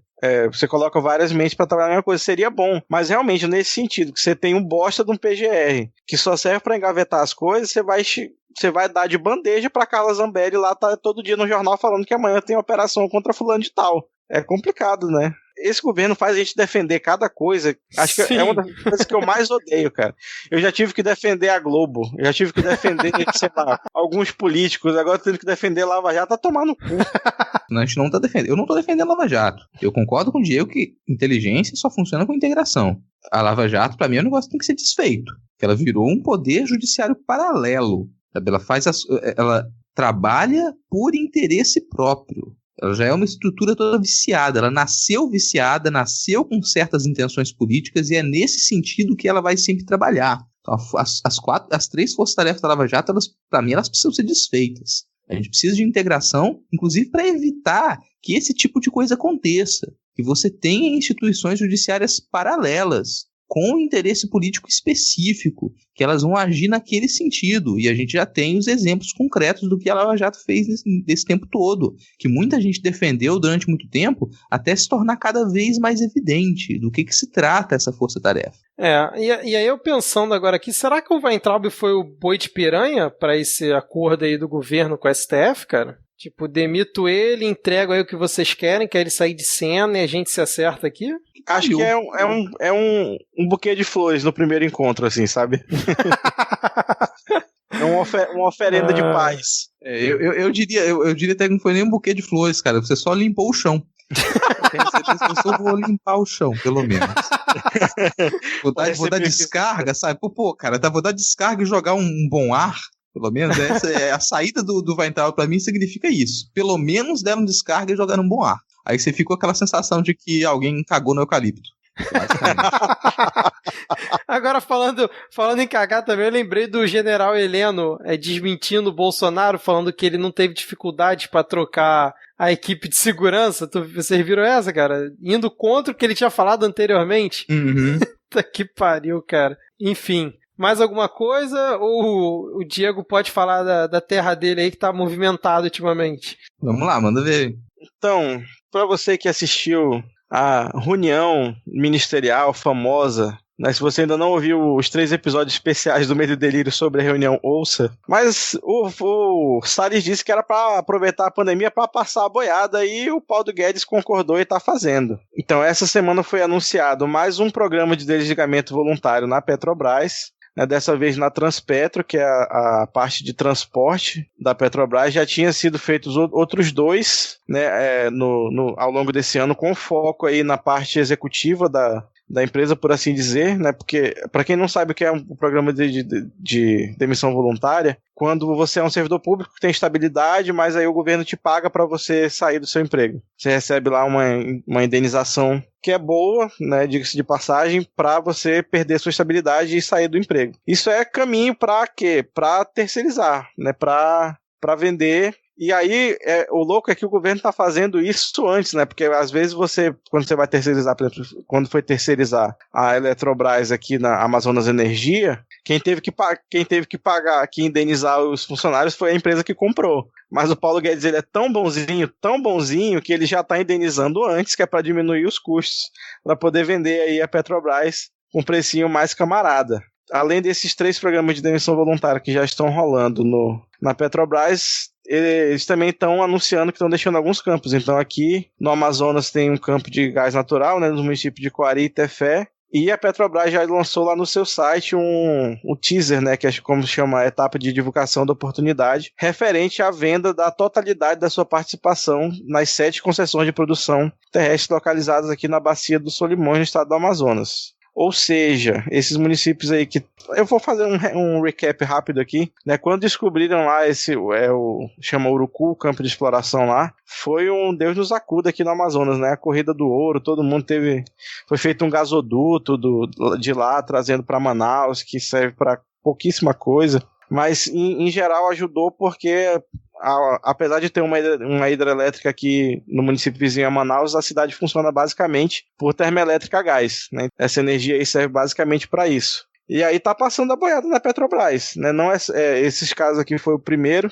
E aí qual é a desculpa? A desculpa é que a Petrobras vai focar só em exploração em águas profundas, que realmente é o que a Petrobras sempre foi pioneira no mundo, né? Para quem não sabe, quem desenvolveu a tecnologia de exploração do pré-sal foi a Petrobras. Mas a partir de agora a Petrobras vai desenvolver mais porra nenhuma, porque tá demitindo o corpo técnico, tá demitindo e tá abandonando as explorações aqui no país. E aí eu pergunto para vocês aí, a diferença de ter uma empresa estatal explorando petróleo na Amazônia para a diferença de ter a ExxonMobil ou a British Petroleum ou a Shell explorando petróleo na Amazônia. Primeiro, o ponto, né? Você vai dizer que a Petrobras está saindo da exploração e sem lucro nenhum, porque ela vai entregar, né? Então, para mim, essa é a primeira diferença. Assim, o processo de exploração ele já seria complicado, mas a Petrobras ainda tem uma responsabilidade com o território brasileiro, como empresa estatal, que uma empresa estrangeira não vai ter. E isso me parece muito um jogo de compensação diante das últimas críticas que a gente teve com relação à área ambiental. Peraí, o Ministério do Meio Ambiente está pecando com relação à Amazônia, mas que tal então se para vocês, investidores, resolverem baixar essa crítica, a gente entregar um pouco da exploração da Amazônia para vocês? A gente entrega a exploração da Amazônia e aí vocês não se importam tanto com o modo como a gente tem lidado com política ambiental. E aí tem uma outra questão nisso que, quando você vai... É relativamente recente essa exploração aqui. Foi tudo durante o primeiro governo Lula, que coincidiu com os governos do Eduardo Braga, que foi quando foi descoberto, foi feita toda a exploração. Ou seja, esse campo, ele está querendo começar a dar lucro agora, porque é muito caro você implantar um negócio desse. E aí você faz a Petrobras pagar por todo o custo de implantação, e aí quando já vai começar a dar lucro, você vende a preço de banana. Não tem nem vergonha, sabe? A galera não faz nem questão de esconder. É triste. É tipo que, vamos ver, você vai lembrar direito disso, mas é mais ou menos uma situação como quando o Fernando Henrique privatizou a Vale também, né? A gente teve durante muito tempo um investimento para que as coisas funcionassem, e depois que o investimento estava feito, você simplesmente entrega para a exploração. Então, ou seja, esse é o típico sistema de privatização. Você pega dinheiro público, você investe para criar uma estrutura, depois você pega aquela estrutura e entrega para que o sistema privado possa explorar, e aí você fala, olha só como é que o sistema privado funciona muito bem, olha a estrutura que ele tem, olha como é que essa empresa está tendo muito lucro agora. Gente, se fosse na época que era público, não tinha esse lucro todo. Você fica 30, 40 anos criando uma estrutura para depois começar a explorar, e na hora de explorar você entrega para poder...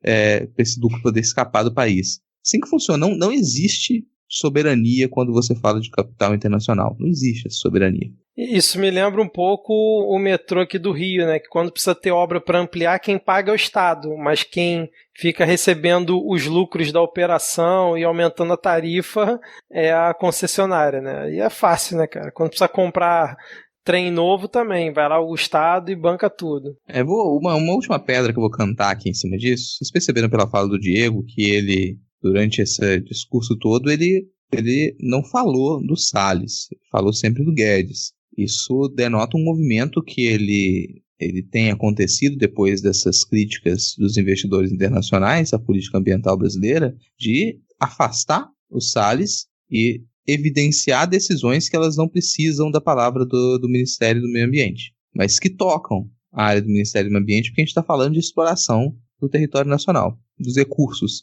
naturais brasileiros. Então você tira a palavra do Salles ali para que ele não fique em cena. Eu vou cantar a pedra que a gente achou que isso não ia acontecer, mas eu acredito que nos próximos meses, talvez não dure até antes, a gente vai ter 2 saídas do governo que elas talvez não fossem esperadas tão recentemente. Talvez a gente acreditasse que ficasse até o final. Que é o Forchanceler e depois o Salles. Eu acredito que os 2 eles vão ser limados do governo muito em breve. Cair no colo do Centrão? Cara, talvez, assim. O Forchanceler, ele já tá silenciado faz um tempo, já tá perdendo aderência e já tem conversas para que ele seja retirado. E o Salles, depois daquela reunião, já tinha sofrido muita pressão com relação a isso, ele se manteve calado desde então, afastado, as pessoas esqueceram um pouco dele, mas esse tipo de movimentação, que você tem diversas decisões que elas poderiam passar pelo Ministério do Meio Ambiente, mas elas passam a ser tomadas pelo Ministério da Economia e pelo Ministério da Defesa, isso tem aparecido também, isso para mim indica não só uma perda de voz do Salles, mas que ele começa a se tornar inútil dentro do governo e vai ser mais uma carne de canhão jogada fora. Vamos seguir então pro último tópico aí? E continuando por aqui, hoje de manhã a PF acordou oriçada novamente, né, cumprindo aí 23 mandados de busca e apreensão e alguns de prisão em alguns estados, mas principalmente aqui no Amazonas. Se você, nosso ouvinte recorrente, você vai lembrar aí de quando eu comentei que o governador comprou respirador numa adega daqui da cidade, aparentemente não era para ter feito isso. A atual secretária de saúde, aliás agora ex, né? O secretário anterior, mais alguns subsecretários foram presos, né? Chegaram a pedir a prisão do governador, mas o ministro do STJ disse que por hora não. E aí fizeram busca na sede do governo, na sede na casa do governador e mais uma galera, né? Relacionando aí ao superfaturamento né, na época eu até comentei que os equipamentos que foram comprados, além de superfaturados, não serviam, que eram respiradores móveis, né? Era para você colocar, por exemplo, em ambulância, não servia para você instalar no hospital. Uhum. E aí, como tudo acontece de uma vez, teve todo esse bafafá hoje de manhã, que o governador quase foi preso, né? A secretária de educação lá, que é da família do cadeado, veio de São Paulo para cá só para pegar Covid e ser presa, tadinha. E já que tudo acontece ao mesmo tempo, o nosso prefeito daqui de Manaus está internado com Covid desde essa madrugada também. Pode escrever, cara, eu vi isso também. Não, essas operações estão indo pro discurso, assim, a galera tá quase gozando com isso, né? A galera pró-Bolsonaro, e o próprio Bolsonaro deve estar também aproveitando isso, né? Porque já teve no Rio de Janeiro, já teve no Pará, agora tá tendo no Amazonas. Tá justamente indo na narrativa dele. Só que eu até comentei no perfil do Midcast hoje que eu vi os bolsonaristas meio calados hoje um pouco em relação a essa operação no Amazonas. Aí eu fui resgatar que não tem muito tempo, acho que foi em fevereiro desse ano, o Bolsonaro falou que o governador do Amazonas era o governador preferido dele. Então, sim, eu acho que a galera também pegou um pouco devagar por conta disso, né? Exatamente, era o queridinho do Bolsonaro, foi eleito 100% surfando a onda bolsonarista, né? Pra quem não sabe, o atual governador do Amazonas, o Wilson Lima, ele tinha um programa daquele estilo da Atena, uma TV local aqui, e foi eleito única e exclusivamente por isso e surfando a onda do bolsonarismo, né? Aí chega a relembrar um caso anterior do governador José Mello, que foi preso também por desvios na saúde na Operação Maus Caminhos, que é basicamente quando entra alguém que é meio Zé Ninguém pra ser governador daqui, logo dá merda porque tem muita gente muito grande trabalhando pra derrubar, né? Aí o Wilson Lima foi eleito aí por cima de Amazonino Mendes, de Eduardo Braga, né? Se você não tá aí no meio dessa oligarquia, ou você aprende a roubar com o PSDB ou então você vai preso. É isso então, fechamos aqui o bloco, mais algum comentário? Acho que é isto. Bom, agora então que a gente está chegando aqui no final do episódio, antes da gente começar aqui com as dicas culturais, vamos para o momento Vira Casacas, onde mandamos salves, beijos e abraços para os ouvintes. Espero que os ouvintes tenham ficado aqui até o final para escutar. Quem por acaso não quiser escutar, um abraço até semana que vem, ou então fica aí para escutar as dicas culturais, né? Então vou mandar aqui os nossos salves, obviamente respeitando a distância segura de 1,5 m. Vou começar aqui pelo Lucas Plancos, que pediu um salve para sua chefa, Taíris33, segundo ele, presidenta do Direito Acadêmico de Biologia da UFMA, do diretório, né? Diretório Acadêmico de Biologia da UFMA, que eu acredito seja a Universidade Federal do Maranhão, né? E fica aqui um salve para queridíssima Lígia Duque, que ela pediu um salve não só para ela, mas para sua mãe, a dona Sônia Duque, que, segundo a Lígia, ama o Midcast, fica a semana toda ouvindo o noticiário e dizendo: eita, será que os meninos vão falar disso lá no podcast? Eita, já pensou os meninos fazendo chacota daquilo lá? E segundo ela, a dona Sônia Duque já tá íntima nossa, chamando a gente de menino pra lá, pra cá.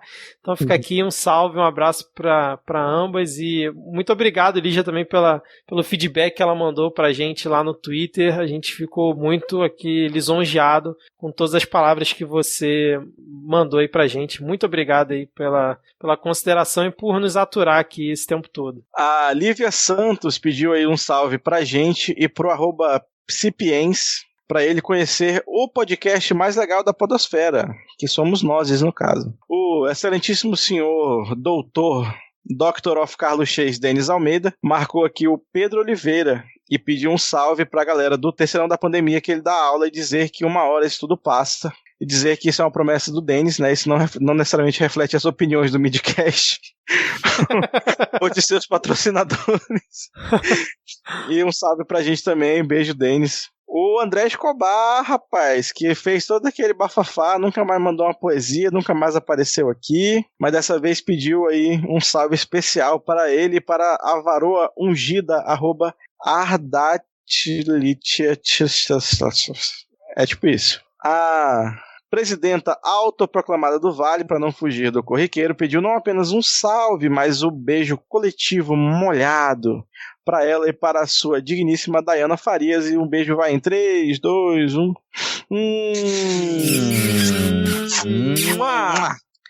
Ou Adrian Lemos quis dar uma de espertinho, mas não valeu. Estamos de olho aí, viu?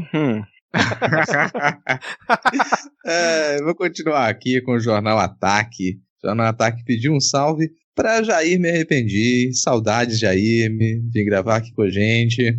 Nosso querido... Voltou recentemente aí pro Twitter, né? Voltou, vida longa. E volte para gravar com a gente também. O Flávio Alan, ele pediu um salve pro @... Eu vou ler como ele pediu, tá, gente? O Flávio Alan pediu um salve pro @Galo de Luta, Cachorro Louco, Correria na Luta por melhores condições pros motoca de app, #Break dos apps, todo mundo aí apoiando. Além disso, o Flávio Alan pediu um parabéns especial porque ele completa 40 aninhos de vida louca. Então vamos cantar aquele parabéns esperto pro Flávio Alan. Parabéns pra você, parabéns nessa data querida. Felicidade. Muitos anos de vida. É Big. Parabéns. E agora aqui tem mais 2 pedidos de salve. O nosso querido Establishment. O Establishment perguntou se daria para pedir um salve pro Cachorro Augusto, o Augusto Bolsonaro. Só que, como o nome dele não é esse, né? O que dá pra mandar é um salve pro lindo do Zeus, que depois de uma experiência traumática de abdução, já está de volta no amoroso seio de sua família. Quem acompanhou aí a luta do Cachorro Zeus, né? Agora já está em segurança. E o último salve que eu vou pedir aqui, ele foi pedido pela Fabiana Pedroni, que é lá do Não Pode Tocar. Ela pediu um salve pra Nori. A Nori é a irmã do Chewie. E a Nori, ela tá muito feliz pelo Zeus ter sido, agora sim, resgatado, depois de ter sido sequestrado pela primeira-dama. E a Nori, ela também é de raça, e ela sabe que tem muita gente por aí querendo sequestrar. Então, força Zeus, força o ícone. Nossa, cara, acho que sequestrar é uma palavra tão forte, cara. Abdução é sequestro, cara. É a mesma coisa, é o mesmo sentido da palavra. Inclusive, eu tinha colocado sequestro no primeiro, mudei pra abdução pra dar uma suavizada. Bom, fechamos aqui então o nosso momento Vira Casacas. Vamos agora para as dicas culturais. Eu queria fazer jabá aqui da produção da casa, né? Vamos dizer assim. Queria indicar o Segue o Fio número 63, que é A Ascensão da Isca Jair Bolsonaro, que é uma thread lá do Marlos Appius, com narração do Pensador Louco. Ela foi publicada aí no último dia 24, e ela faz justamente uma análise, né, em perspectiva sobre o momento em que o Jair Bolsonaro meio que virou um fenômeno eleitoral lá em meados de 2014. Vale muito a pena escutar e segue o fio, porque você vai relembrando passo a passo de quando foi essa isca lançada aí na época pelo PP, que acabou ocasionando todo esse terror que a gente está vivendo. Começou muito em parte por lá também, nessa época. E queria indicar o episódio número 2 do formato aqui do Midcast, Vozes Pretas, com a cantora e compositora Lohane Mariano. Ela apresenta um pouco lá do trabalho dela nesse formato que é exclusivo para pessoas negras que queiram apresentar aí o seu conteúdo, seja ele qual for. Esse formato é livre, então no primeiro episódio a gente teve a Rafa, que é aluna lá do Denis, e ela botou um conteúdo dela, assim, muito impactante, forte. Eu recomendo que vocês ouçam também o primeiro episódio, vale muito a pena. E aí a gente teve nesse a Lohane fazendo uma interpretação de uma música da Elza Soares e do Jorge Aragão, mas misturando também com uma parte autoral dela. Ficou excelente, então recomendo que vocês ouçam os outros formatos aí do Midcast. Tem o Bendita Inclusão Digital, que também vai sair episódio aí muito em breve, já tem 2 gravados, então ouçam o Midcast, divulguem e façam a gente crescer cada vez mais. Aliás, fica aí se a Lohane quiser lançar um podcast, né, cara, eu acharia esse nome o máximo, se ela lançar um podcast chamado A Lohane. Nossa, pensa na possibilidade, gente, olha só, marketing de primeira qualidade aqui. Meu Deus. Falando em podcast aqui, a minha dica de podcast dessa semana, sempre aqui um podcast independente para vocês variarem a escuta, é o podcast Elas Pesquisam. O podcast Elas Pesquisam é um podcast feminista que discute ciência e entretenimento com razão e com pitadas generosas, de bom humor. Tá linkado aqui o Twitter do Elas Pesquisam, que é o @podcastelas. Sigam o podcast Elas Pesquisam no Twitter e escutem. Sotaques ótimos, por sinal, né? Sotaques, assim, muito, muito bons de ouvir, além do conteúdo. Fica aí o elogio e a sugestão para que todo mundo assine e escute podcast Elas Pesquisam. E a última dica que eu comentei no começo do episódio, né? Acho que vale a leitura do O Tacão de Ferro, do Jack London, que é esse clássico marxista. O livro é lá de 1907. Então, assim, não é aquele tipo de prosa que você fala, nossa, a prosa é super fluida, vou me dar super bem com ela.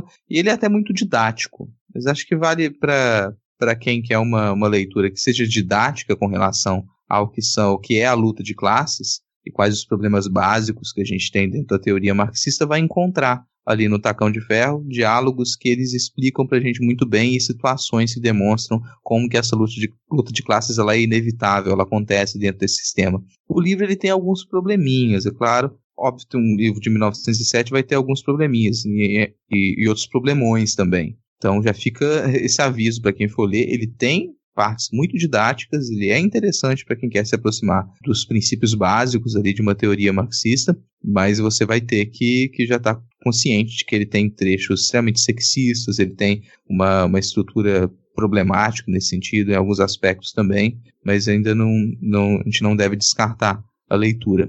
E acho que é isso. Por hoje só 2 dicas já é suficiente. Diego trouxe o que pra gente hoje? Eu trouxe uma dica velha aqui, mas que é muito bom. Eu parei para rever esses dias o desenho A Lenda de Korra, que é a continuação do Avatar, A Lenda de Aang, mas em questão de desenvolvimento de personagem é muito mais complexo, mais bem feito. Os 2 são sensacionais, né? São animes muito bons, então eu super recomendo. A segunda e a terceira e a quarta temporadas tem no Amazon Prime. A primeira e a segunda não tem, não sei porquê, mas aí você consegue, um caminhão passa por aí, derruba, é fácil de achar. E por último, trazer aqui a dica lá dos alunos do Denis, né, que fizeram o perfil no Instagram de alunos para estudantes, onde eles estão dando aí dicas de conteúdo para quem quer estudar para o Enem e não tem um MacBook em casa. Bela lembrança, Diego. Ele tinha comentado comigo também, eu simplesmente esqueci, acho que no último episódio. Muito boa lembrança, cara. Excelente perfil. Mais uma vez, estão de parabéns os alunos do Denis, cara. É isso. Então, se você chegou aqui até o final e curtiu esse episódio, como eu já falei agora há pouco, compartilhe ele, faça a palavra do Midcast chegarem mais pessoas. Além disso, ajuda demais se você avaliar a gente lá na Apple Store ou no aplicativo que você utiliza. E se você, por acaso, não escuta o Midcast pelo Spotify, mas tem conta no Spotify, vai lá e segue a gente, porque quanto mais gente seguindo a gente lá no Spotify, isso também ajuda na visibilidade lá, beleza? E se você quiser ajudar a gente aqui a pagar a nossa hospedagem, incentivar o nosso trabalho de produção, você pode colaborar mensalmente com R$2 ou R$5 lá pelo PicPay ou pelo Padrim. É só baixar, no caso do PicPay, o aplicativo na Apple Store ou na Play Store, procura por Midcast e assina um dos nossos planos. E no Padrim, no endereço padrim.com.br/midcast. Caso você não tenha cartão ou queira pagar via boleto, é por esse caminho. Beleza? Diego, Rodrigo, valeu, hein? A gente ia fazer um episódio um pouco mais curto, mas lá vai quase 2 horas de novo essa semana. Abraço. Corta aí a maioria das coisas que a gente fala, que a maioria das coisas que a gente fala não serve pra nada. A gente pode cortar à vontade. Ó, boa semana pra vocês aí, bom fim de semana. Sobrevivam. Valeu, tchau, tchau.